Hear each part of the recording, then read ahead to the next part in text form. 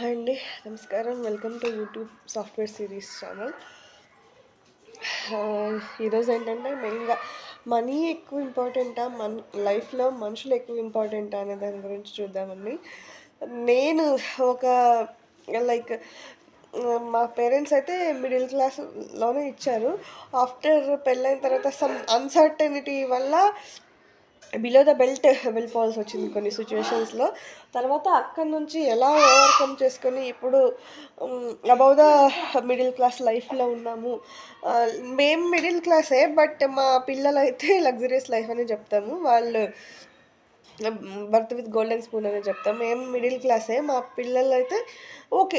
Whatever all luxuries are they, we have given to them.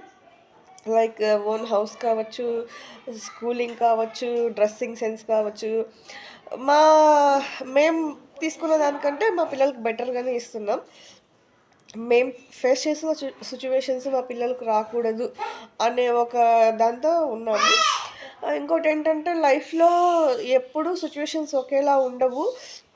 ఎప్పుడైతే లో ఉంటామో అప్పుడు మన దగ్గరికి ఎవ్వరు రారు. ఎప్పుడైతే మనం వెల్ సెటిల్డ్ అయ్యి, మనీ కొంచెం బ్యాకప్ పెట్టుకొని, అన్నీ కొనుక్కొని, కొంచెం హ్యాపీగా ఉన్నామనుకోండి, అప్పుడు అందరూ అట్‌లీస్ట్ వీళ్ళు మా వాళ్ళే అని చెప్పుకుంటారు. అదే ఒక లో లెవెల్‌లో ఉన్నారనుకోండి, తెలిసినా గూడా వాళ్ళెవరు మాకు దూర బంధువులే అని చెప్పుకుంటారు. సో, ఫస్ట్ ఇంపార్టెంట్ అనేది లైఫ్‌లో మనీకే ఇవ్వండి. మనీ ఉంటే మనుషులొస్తారు, అన్నీ వస్తాయి. సో, ఫస్ట్ సంపాదించడం నేర్చుకోండి. సంపాదించిన తర్వాత ప్రతిదీ ఖర్చు పెట్టకుండా ఇప్పుడు రూ. 10 సంపాదించారనుకోండి, దాంట్లో మస్ట్ అండ్ షుడ్ రూ. 5 తీసి పెట్టండి సేవింగ్స్‌కి మీ పిల్లలకి. అండ్ ఇంకా రిమైనింగ్ ఈ రూ. 5 ఏదైతే ఉంటుందో దాంట్లో మీ లైఫ్ బ్యాలెన్స్ చేసుకోండి. హెల్త్‌వి చూసుకోండి, పేరెంట్స్‌ని చూసుకోండి, పిల్లల్ని చూసుకోండి. ఇంకొక 1% రూ. 1 ఉంటుంది కదా! అది మీకోసం మీరు ఖర్చు పెట్టుకోండి. ఎందుకంటే ఇంతంతా కష్టపడి అన్ని పిల్లల కోసం, పేరెంట్స్ కోసం చేస్తే ఇంక మనకంటూ ఏం లైఫ్ ఉండదు కదా!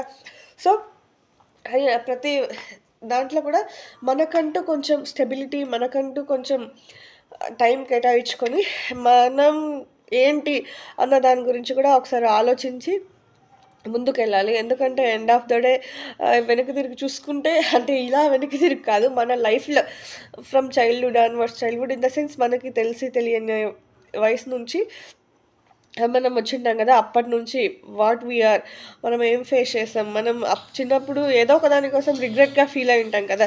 అయ్యో! మనకు గూడా ఇలా ఉండింటే బావుండు, లేదా ఇంకొంచెం బావుండింటే బావుండు అన్నట్టు ఫీల్ అవుతాం గదా! అవన్నీ గూడా ఇప్పుడు మీ పిల్లలకి రానీయకండి. మీ పిల్లలకి కంఫర్ట్ లైఫ్ ఇవ్వండి. అట్లనేసి లగ్జరియస్‌గా ఉండకండి. వాల్యూస్, ఎథిక్స్ తెలిసేలా పెంచండి. And more